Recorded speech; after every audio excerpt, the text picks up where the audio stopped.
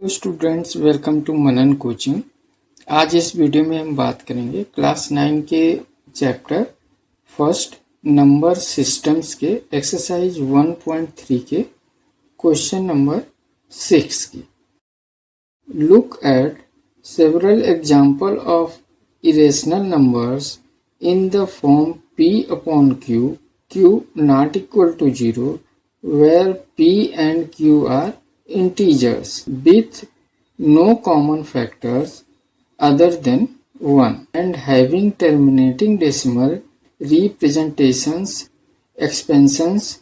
Can you guess the property q must satisfy?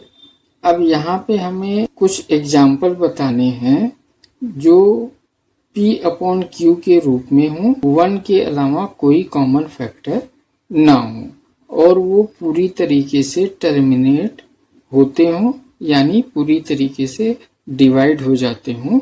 जैसा कि 2/3 को अगर हम लेते हैं, 2/3,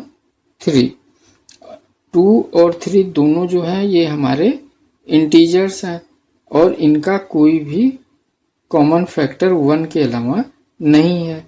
और इसको जब हम सॉल्व करेंगे तो इसका डेसिमल एक्सपेंशन जो आएगा वो आएगा 0.666 डैश डैश डैश, यानी 6 जो है ये बार बार रिपीट होगा।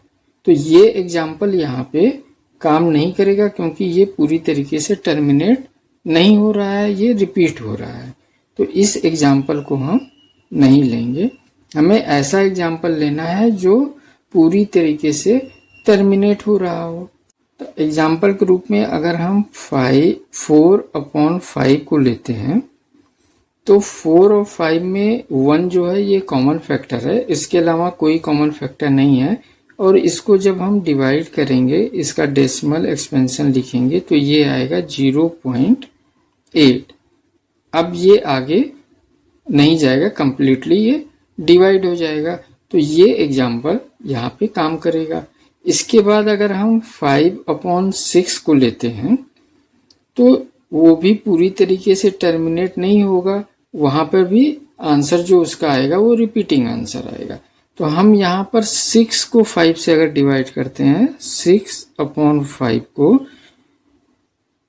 इसका भी कॉमन जो फैक्टर 1 है उसके अलावा कोई दूसरा कॉमन फैक्टर इन दोनों में नहीं है और ये दोनों भी इंटीजर हैं। तो इसका आंसर आएगा 1.2 और ये कंप्लीटली डिवाइड हो जाएगा।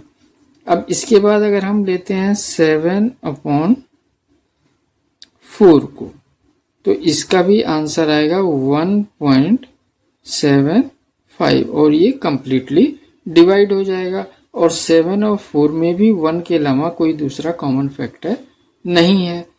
अब नेक्स्ट एग्जाम्पल अगर हम लेते हैं 3/10 को, तो इसका आंसर आएगा 0.3 और 3 और 10 में भी 1 कॉमन फैक्टर है, उसके अलावा और कोई दूसरा कॉमन फैक्टर नहीं है। अब यहाँ पर हम देख सकते हैं जो हमारी Q की वैल्यू है वो है 5, 5, 4। 4 जो है ये 2 का मल्टीपल है और जो 10 है हमारा ये 2 और 5 दोनों का मल्टीपल है। तो जो Q की जो प्रॉपर्टी यहाँ पे हमें दिखाई दे रही है, ये प्राइम फैक्टर है 2 का पावर या 5 का पावर हो सकता है या 2 और 5 बोथ हो सकता है। तो यहाँ पर हम इसे लिखेंगे the prime factor of Q, the prime factor of Q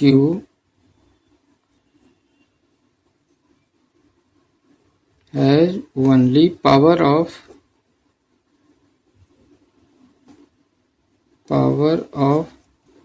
2 or power of 5 or 2 and 5 both.